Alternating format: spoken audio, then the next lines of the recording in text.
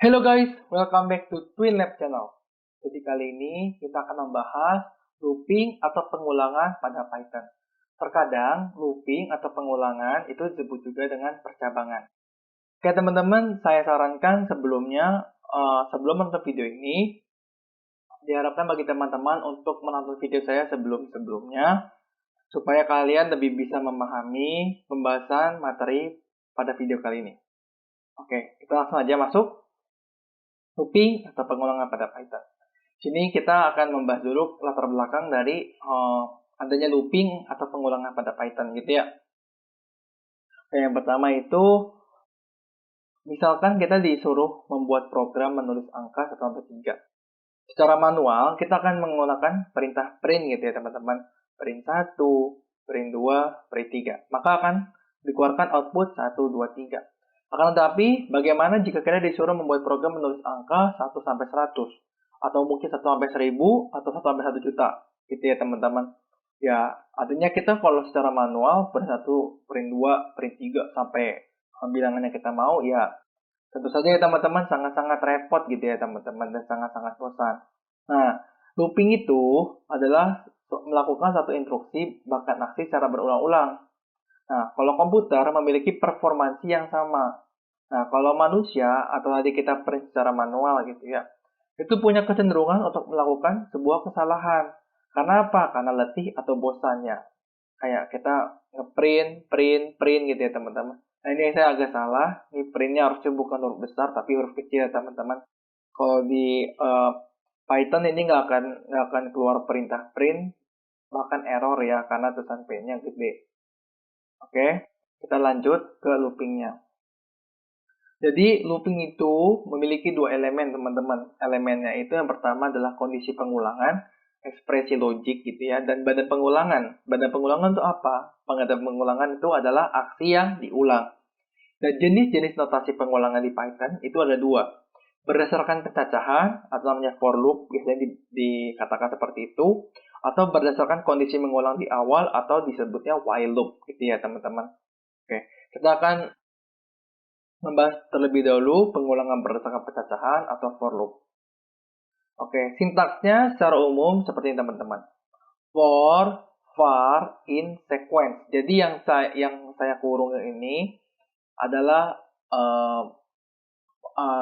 kalimat gitu ya, atau tulisan yang bisa kalian ubah sesuai keinginan kalian gitu. Nah, setelah for, var, in, sequence ini anggapnya tadi adalah ekspresi logiknya teman-teman. Sementara di bawah adalah badan pengulangan, yaitu aksi yang diulang-ulang. Kita baca dulu keterangannya. Variabel, var itu adalah variabel yang digunakan untuk menampung sementara nilai dari sequence pada saat terjadi pengulangan. Dan di mana sequence itu adalah tipe data yang berurut seperti string, list, dan tuple. Ini teman-teman, sequence-nya itu adalah string, list, dan tuple. Perulangan terjadi sampai looping mencapai elemen atau anggota terakhir dari sequence. Dan bila loop sudah sampai ke elemen terakhir dari sequence, maka program akan keluar dari looping. Oke, bagaimana contohnya? Kita langsung masuk ke contohnya ya teman-teman. Sini saya berikan looping pada list dan looping juga pada string. Oke. Sini saya mempunyai A. Oke. Saya mempunyai variabel A, dan variabel A ini saya masukkan sebuah sequence. Sebuah sequence list ya teman-teman. Angka 1, 2, 3, 4, dan 5. Nah, di sini kita masukkan pada sintaksnya for. Nah, di sini variabel yang saya maksud itu boleh diubah ya teman-teman. Jadi kan tadi di sebelumnya saya menggunakan tulisan var untuk menampung sementara nilainya kan. Di sini saya menggunakan variabel x untuk menampung nilai sementara dari sequence A.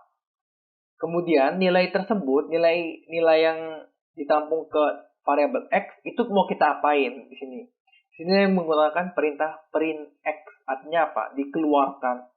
Oke, bagaimana mekanismenya begini. For x in A, print x. Jadi kita ambil dulu setiap elemen di A. Ya. Pada ini satu ya. Elemennya kan ada 1, 2, 3, 4, 5 gitu kan. Kita ambil dulu satu nilainya. Terus kita masukkan tampung di x. Nah, kemudian nilai X itu mau kita apain? Mau kita tambahin boleh, mau kita kurangin boleh. Tapi di sini saya menggunakan aksi apa? Aksinya itu X. Print gitu ya. Print X artinya akan dikeluarkan, maka di-outputkan 1. Selesai 1, elemen kedua kita ambil, ya kan, dari sequence A, kita masukkan ke variabel X, nah kemudian di print lagi 2, sampai akhirnya nanti ke elemen terakhir yaitu 5, sehingga setelah angka 5 tidak ada lagi kan elemen, maka dia akan keluar dari proses looping. Yang kedua, saya menggunakan sequence-nya itu adalah string. Kenapa string itu dianggap sequence? Karena string adalah kumpulan dari karakter gitu ya. Jadi dia termasuk sequence, teman-teman. Jadi misalnya saya di sini punya variabel B dan saya masukkan nilai yaitu string banana. For char in B, D2 gitu ya. Jadi setiap elemen saya tampung di variabel char dan variabel char itu nanti di setiap pengulangannya akan di outputnya gitu, akan dikeluarkan gitu, diperintah keluar. Jadi di sini saya tambahkan teman-teman for char in banana juga boleh. Kenapa? Karena nilai B itu kita masukkan banana. Jadi kalau for char in banana di looping juga boleh teman-teman, tetap akan tereksekusi gitu ya. Jadi outputnya apa? Kita ambil dulu elemen pertama yaitu B, masukin ke char gitu ya. Terus kemudian print B, selesai B, A gitu ya, masukin ke variabel char. Nah, nanti variabel char ini kita print. Jadi A sampai akhirnya terakhir ya, sampai ke A yang terakhir. Setelah itu proses looping akan selesai. Kemudian kita akan membahas terlebih dahulu fungsi range dan penerapannya dalam for looping gitu ya teman-teman. Jadi fungsi range itu apa sih? Fungsi range itu digunakan untuk menghasilkan suatu deret bilangan. Sintaksnya seperti apa? Ini dia sintaksnya. Range A UN plus 1, B. Jadi di mana A itu nilai awal, UN ada nilai akhir yang diinginkan, dan B itu beda atau interval. Kenapa harus plus 1? Supaya nilai akhir yang kita inginkan itu tercetak ya teman-teman. Misal begini, print list range gitu ya. Saya ingin angka 13 ini itu tercetak teman-teman. Otomatis saya harus menambahkan 1 gitu ya. Jadi print di mana 2 itu ada nilai awal, ini nilai akhirnya ya 13 tambah 1, ini supaya 13-nya nanti akan ikut tercetak, dan 2 adalah intervalnya. Berarti gimana teman-teman? Kita ingin masukkan range gitu ya, range ini ke dalam sebuah list gitu. Kalau nggak ada list, maka hasilnya itu tidak akan ada kurung gitu teman-teman. Nggak ada kurung. Kenapa? Karena kan ini kurung ini adalah hasil dari list gitu ya, dari sintaks list. Oke. Nah, range itu akan menghasilkan deret bilangan yang dimulai dari angka 2, kalau di contoh saya ini ya, angka 2 dengan interval 2 dan nilai akhirnya itu 13. Bukan 14 ya teman-teman. Bukan 14. Jadi kalau misalnya kalian tulis di sini 14, berarti kalian kurangi 1. Nah, itulah nilai akhir kalian gitu ya. Jadi angka 2, terus intervalnya 2 gitu ya, berarti 4. Interval 2 lagi 6, 8, 10, 12. Karena ini sampai 13 gitu ya, tapi intervalnya itu 2, berarti hanya sampai 12 gitu ya teman-teman. Oke, bagaimana penerapannya dalam for looping? Kalau for looping artinya apa teman-teman? Kita ambil dulu satu-satu gitu ya, ambil dulu satu-satu, kemudian setelah diambil, maka kita tampung ke variabelnya, dan di variabel itu mau kita apain gitu ya. Jadi di sini saya punya variabel X, dan di sini sequence-nya ada apa? Range. Karena range ini juga dianggap sebagai sequence ya. Karena dia menghasilkan deret bilangan teman-teman. 2, 4, 6, 8, 10, 12. Nah, setiap elemen atau bilangan ini kita masukkan ke X. Ke variabel X. Atau variabel yang kita inginkan, mau Y juga boleh. Ya. Nah, kemudian print. Print siapa? Print variabelnya. Maka kita akan mendapatkan gitu ya. Di sini saya memiliki atau menempatkan nilai awalnya itu 2 dan nilai akhirnya itu 10. Saya pengen 10 gitu ya. Nah, otomatis karena saya intervalnya tidak saya berikan gitu ya, maka nilainya akan menghasilkan nilai default 1. Jadi setelah 2, 3 gitu ya teman-teman. 2, 3, 4, 5, 6, 7, 8, 9 gitu ya. Oke. Nah, di sini saya kurang teman-teman karena ini 10 plus 1, harusnya saya outputnya sampai 10. Makan ini human error. Jadi dimulai dari 2, masukkan ke variabel X, kemudian kita print 2. Kemudian setelah 2 berapa? 3 kan? Karena nilai intervalnya kita menggunakan nilai default. 3 masukkan ke X, print X. Nah, sampai nanti nilainya harus 10. Nah, di sini saya kurang tulis ya teman-teman, kurang ketik di sini, harusnya sampai 10. Gitu ya teman-teman. Oke, kita lanjut ke pencacahan mundur. Pertama, menggunakan for looping, cuman apa bedanya? Di sini kita bedanya sintaksnya teman-teman. Jadi nilai akhir yang kita inginkan, di sini ya teman-teman, nilai akhir yang kita inginkan harus di min 1. Nah, sementara nilai awal harus lebih besar daripada nilai akhir, ya dong, karena kita mau melakukan pencacahan mundur gitu ya. Bisa dari 10, nilai awal 10 dan nilai akhirnya 1 gitu ya. Berarti kan nilai awal harus lebih besar daripada nilai akhir. Dan nilai intervalnya harus negatif. Kalau di sebelumnya ada positif, maka ini negatif. Contohnya gimana? Bisa kita memasukkan ke sebuah list gitu ya, sebuah barisan dengan nilai awal 13, nilai akhir 3, dan intervalnya minus 2. Berarti gimana teman-teman? Nilai awal 13, ya kan? Nilai intervalnya minus 2 gitu ya. Jadi dari 13 dikurang 2, 11. 11 kurang 2, 9. Nah, akan berkurang 2 terus-terusan sampai kita ingin mendapatkan angka 3. 3 di sini ya. Jadi kalau ini bisa kita tulis juga sebagai print list range 13, 2. Kenapa? 2, karena 3 min 1 itu 2 ya teman-teman. Jadi kalau kita print list range 13, 2, min 2, ya berarti hasilnya nanti sampai 3. Kalau ini saya tulis 13,0, min 2, berarti nanti hasil akhirnya sampai 1 ya teman-teman. Karena 0 itu didapat dari 1 min 1 gitu ya. Jadi satunya itu nanti akan menjadi nilai akhir yang diinginkan. Nah, bagaimana penerapannya dalam looping? Misalnya gini teman-teman. For x in range 15, 2, min 3. Kita berarti punya apa? Punya sequence apa? 15, terus dikurang 3 gitu ya. Berarti berapa? 12, dikurang 3 lagi 9, dikurang 3 lagi 6, dikurang lagi 3, berarti berapa? 3 gitu ya. Karena di sini kan 2 itu dibentuk dari 3 min 1. Berarti nilai yang kita inginkan adalah 3 gitu ya teman-teman. Print. Jadi kan nilai 15 tadi saya masukkan ke variabel X, dan print apa? Nilai variabel X ini ditambah 1 gitu ya. Berarti tadi 15, print output berapa? 15 tambah 1, 16 gitu ya. Itu kemudian apa? 12 gitu ya. Print 12 tambah 1, 13 gitu ya. Sampai nanti akhirnya proses rakit 3 gitu ya. Jadi nggak selama-lamanya kita hanya bisa memprint X, tapi kita bisa memodifikasi. Bisa X plus 1, bisa X kali 2 gitu ya. Jadi nilai variabel itu kita bisa mau diapain itu terserah kita. Aksinya yang kita inginkan gitu ya. Dan ini apa teman-teman? Kita akan membahas pengulangan berdasarkan kondisi mengulang di awal atau disebutnya juga while loop gitu ya. Saya baca dulu. Jadi aksi pengulangan yang dilakukan selama kondisi mengulang masih dipenuhi atau berharga true. Itu disebutnya juga while loop ya. Nah, pengulangan ini berpotensi untuk menimbulkan sebuah aksi kosong atau aksi yang tidak pernah dilakukan sama sekali gitu ya teman-teman. Karena kenapa?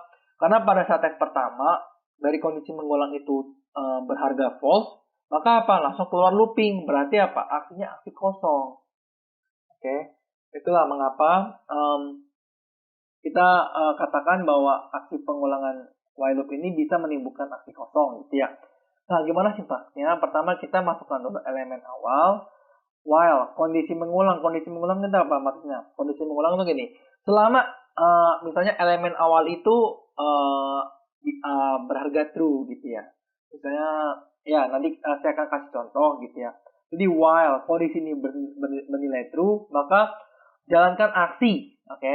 Kemudian kita harus nambahkan increment atau next element. Kenapa ada increment? Kalau misalnya hanya aksi doang teman-teman, maka dia akan berfungsi sebagai atau bernilai infinite ya teman-teman. Karena kenapa? Misalnya gini, kondisinya itu kalau kita nggak kasih increment teman-teman akan bernilai true terus kan gitu teman-teman.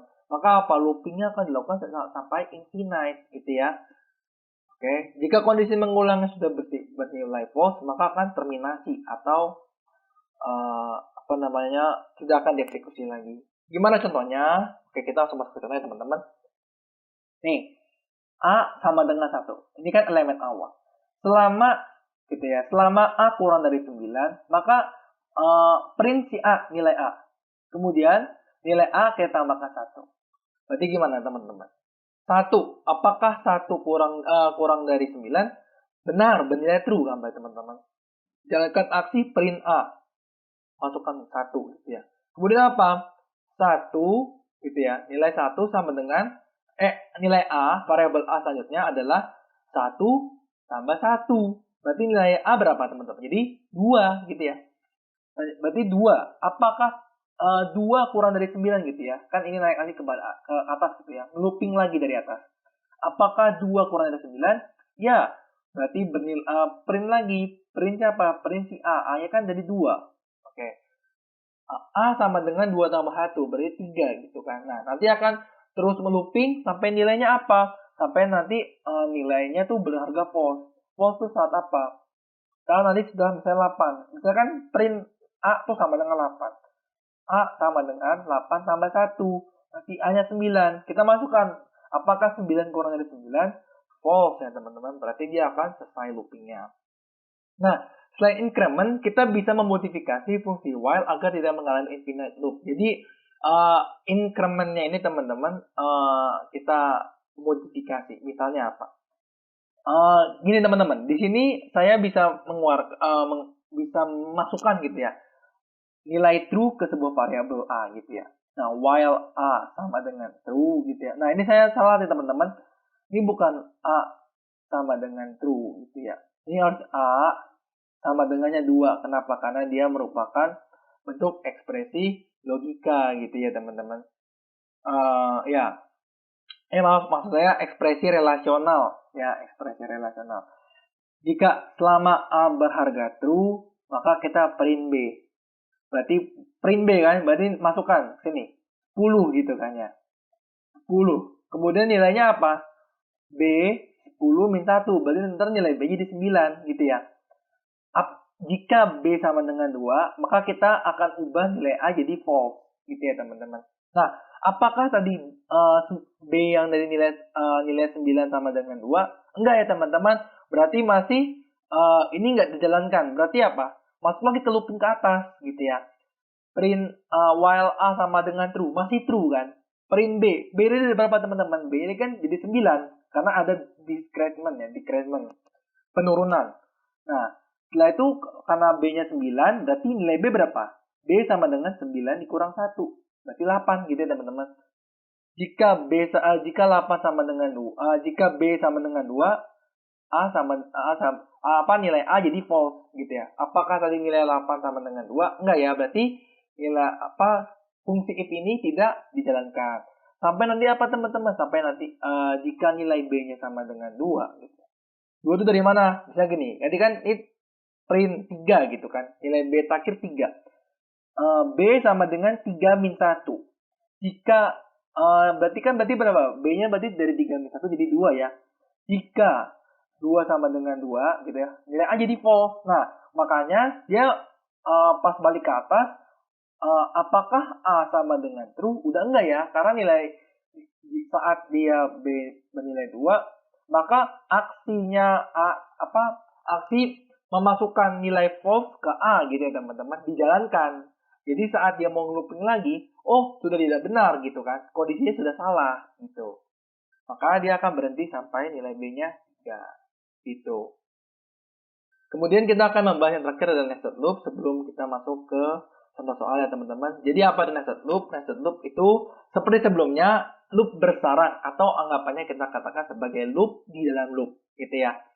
Oke, sintaksnya apa? Jadi for sama variabel yang menyimpan nilai sementara dari sequence 1.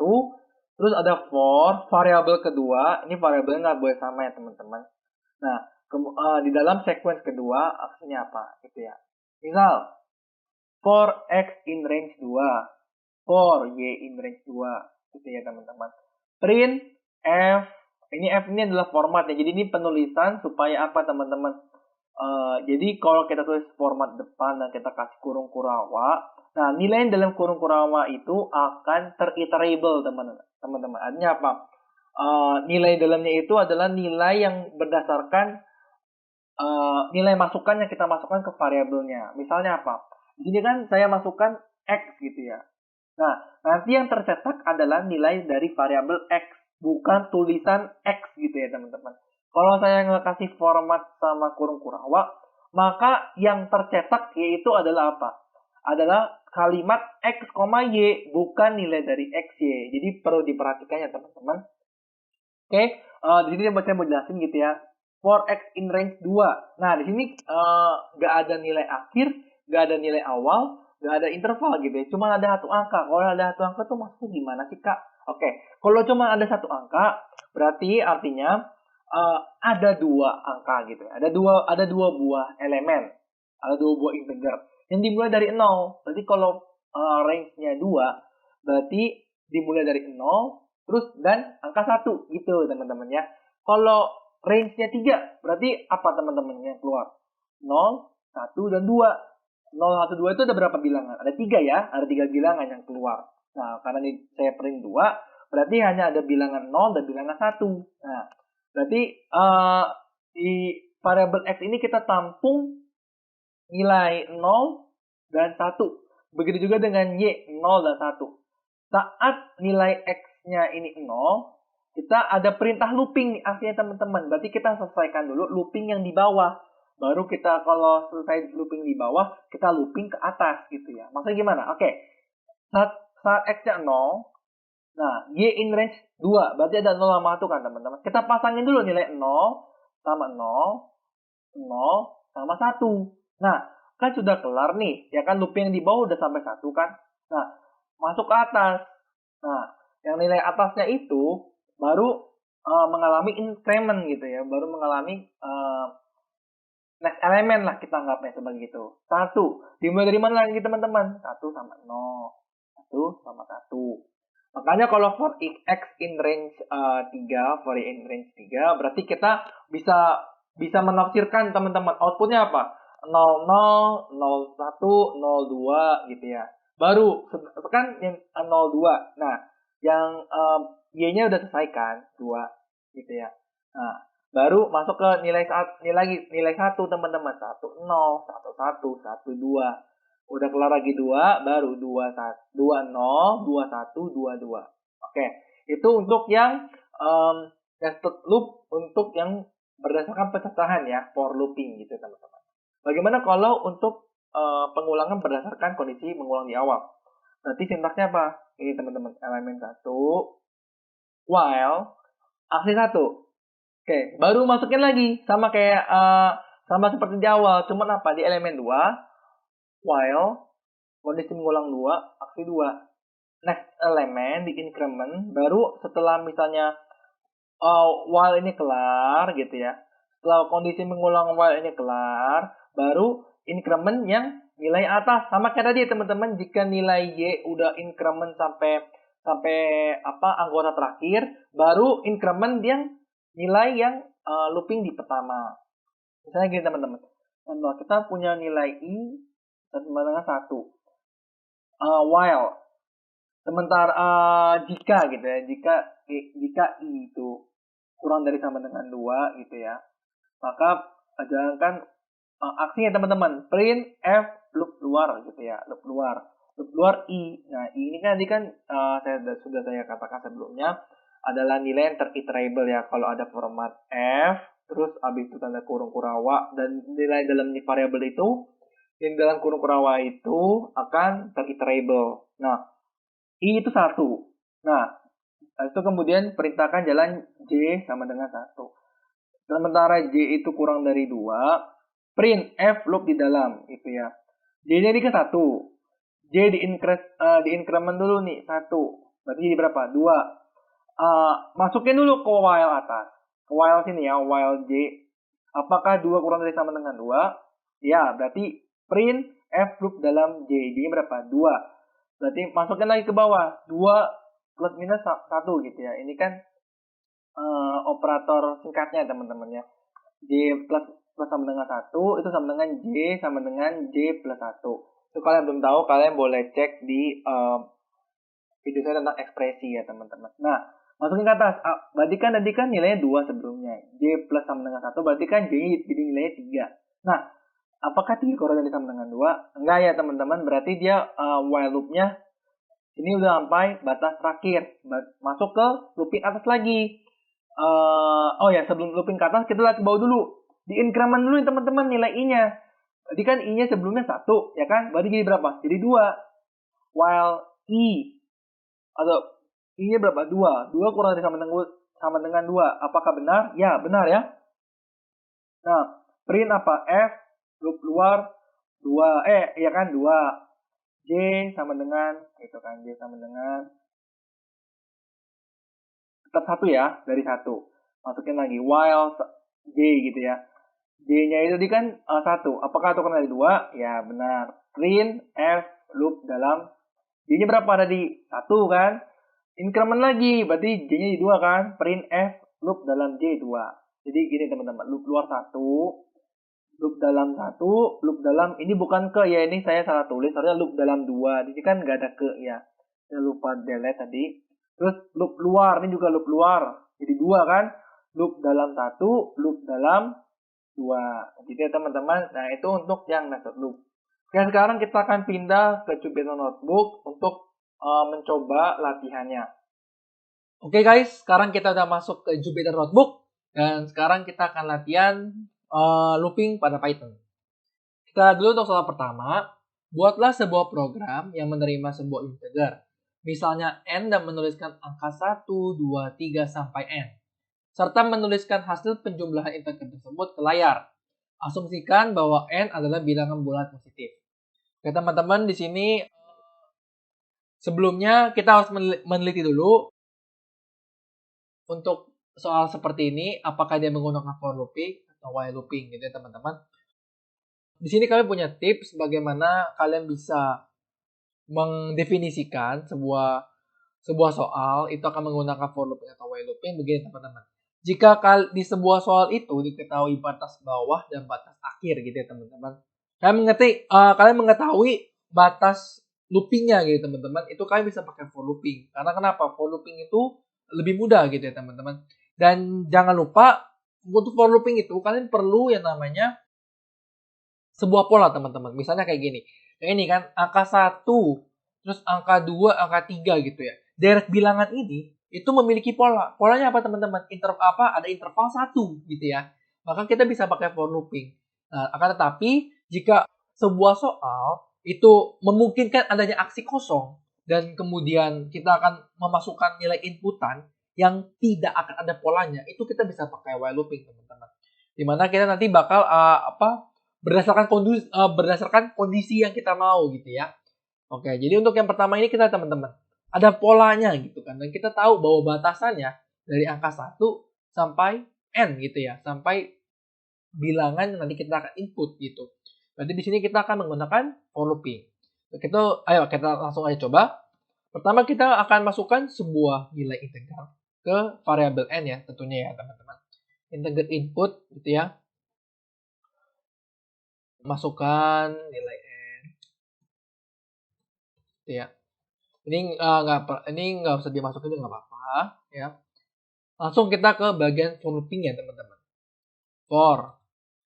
Misalnya di sini saya akan buat sebuah variabel x yang akan menampung sequence dari range 1 ya sampai n plus 1. Jadi teman-teman di sini harus n plus 1 supaya nilai n nanti akan tercetak. Kemudian apa teman-teman? Di sini kan dikatakan menerima sebuah integer misalnya n dan menuliskan angkanya. Supaya menuliskan angka berarti apa? Kita print ya. Supaya muncul di layar, kita harus gunakan perintah outputnya, yaitu apa? Perintah output pada Python, print ya. Print apa? Print si x atau variabel yang menampung sequence dari range 1 sampai n plus 1. Habis di print diapain guys?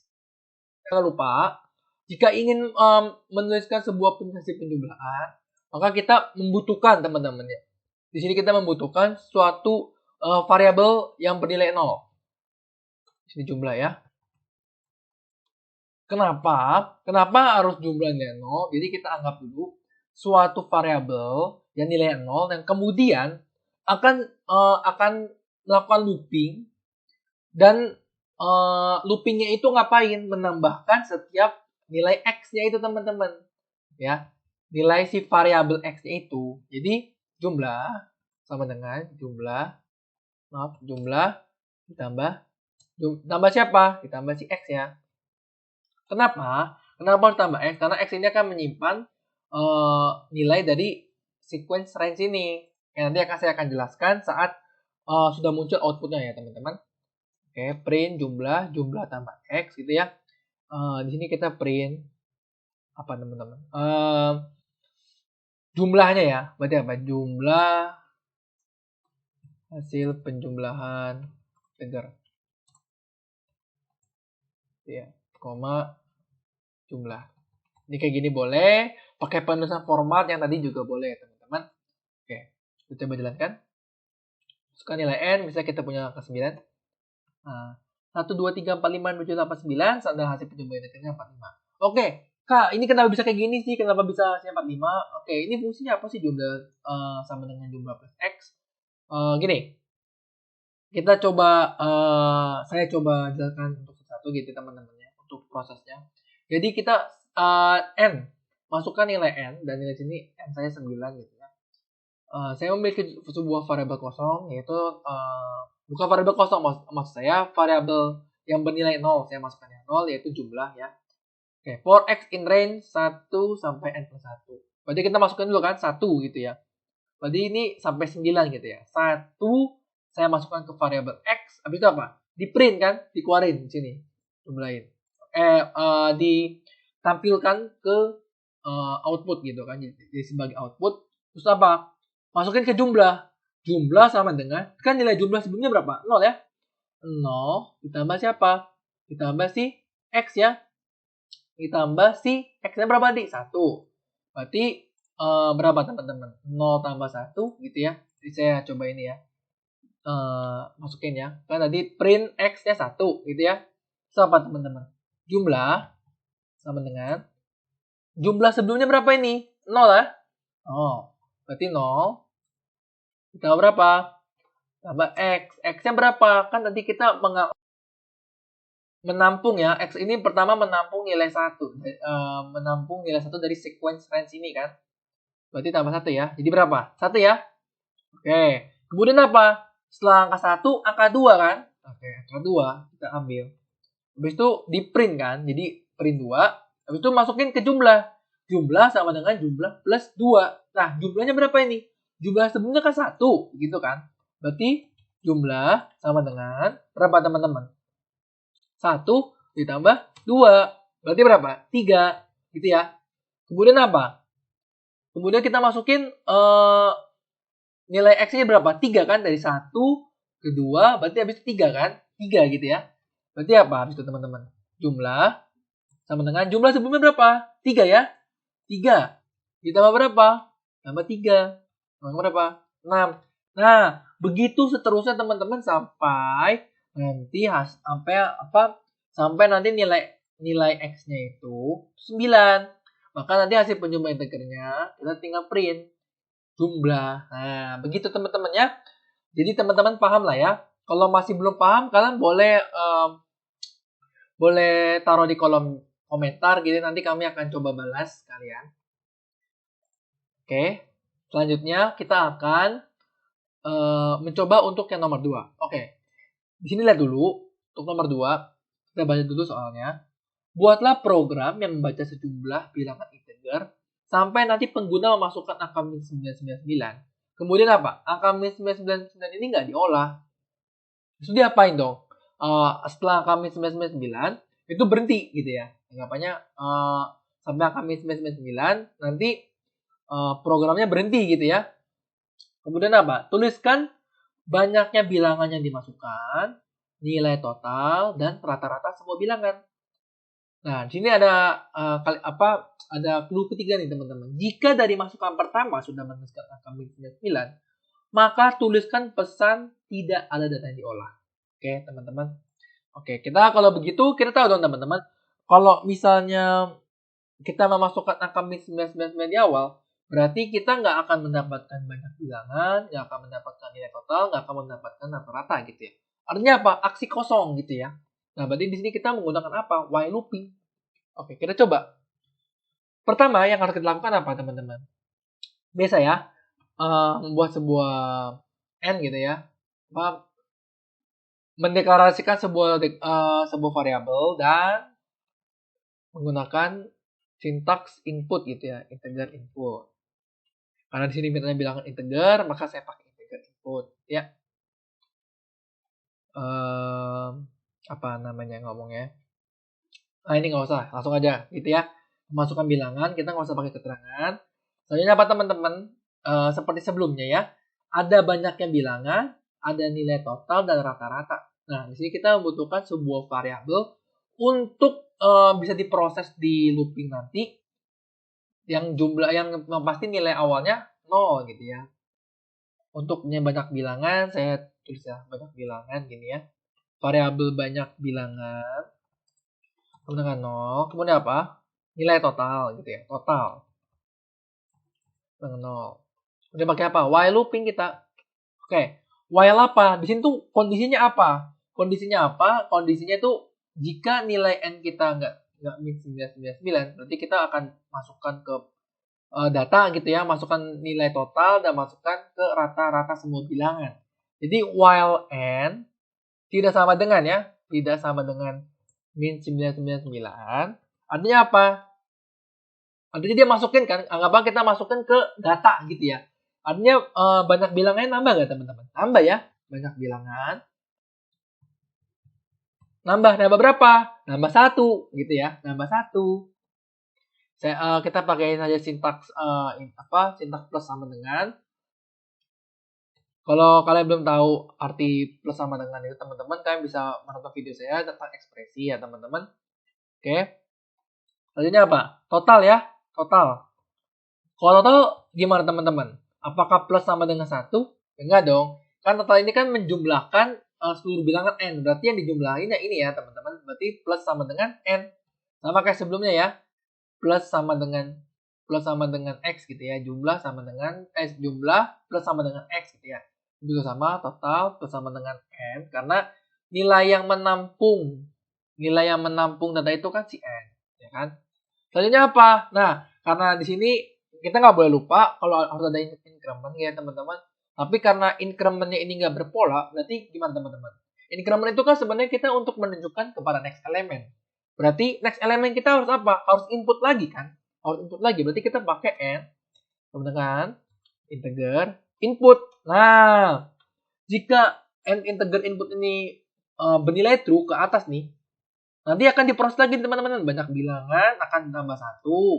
Total bilangan akan apa? Akan ditambahkan dengan si n tadi. Masukin lagi sampai nanti nilainya false. Kalau sampai false, akhirnya dia berhenti gitu ya. Kita masukin. Nah, di sini karena ada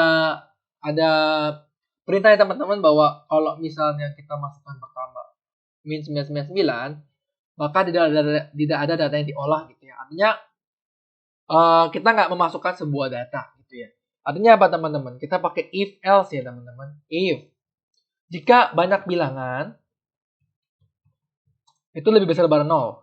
Artinya apa teman-teman? Artinya kalau banyak bilangan lebih besar daripada 0, artinya ada data yang dimasukkan. Berarti bilangan pertamanya bukan min 999, karena kalau bilangan pertamanya min 999, artinya nggak ada data yang diolah, nggak looping ini nggak akan berjalan gitu kan. Berarti jika banyak bilangan lebih besar daripada 0, kita bisa dapat apa teman-teman? Bisa dapat jumlah bilangan ya. Kita pakai F format. Banyak bilangan gitu ya. Banyak bilangan titik 2. Dan dalam format itu artinya apa? Artinya variabel yang menampung bilangan iterable gitu ya. Artinya di luar kalimat ya gitu artinya. Oke, banyak bilangan tuh siapa? Si ini ya, si banyaknya bilangan ini kita fokus aja. Oke. Jangan lupa tutup tanda kutip. Terus apa lagi? Print F Total ya, nilai total. Sama, dia pakai apa, kurung kurawai juga ya. Nah, siapa yang di dalam kurung kurawai itu isi total ini ya teman-teman. Artinya nilai yang menampung seluruh nilai total itu siapa? Si total ini ya. Tadi kan kita masukin bikin variabel total supaya dia menyimpan nilai seluruhnya gitu, nilai penjumlahan dari si n. Tutup. Itu apalagi teman-teman, satu lagi rata-rata ya. Print f rata-rata rata gitu ya. Nah, kalau rata-rata ini siapa teman-teman? Nah, kalau rata-rata tuh kan sama aja kan sama total seluruh data, penjumlahan seluruh data dibagi banyaknya data gitu ya. Berarti total dibagi banyaknya bilangan. Maaf. Dibagi banyaknya bilangan gitu ya. Nah, selebihnya apa teman-teman? Else itu artinya apa? Jika banyak bilangan tidak lebih besar daripada 0. Artinya apa? Artinya dia nggak ada data yang dimasukin gitu ya. Else apa teman-teman? Print tidak ada data yang diolah. Nah, gini teman-teman. Coba kita jalankan. Sebentar. Oh iya, EOL lagi berarti ada kesalahan penulisannya teman-teman. Di sini saya kurang apa? Anda kutip. Oke. Kita masukkan bilangan pertama 9.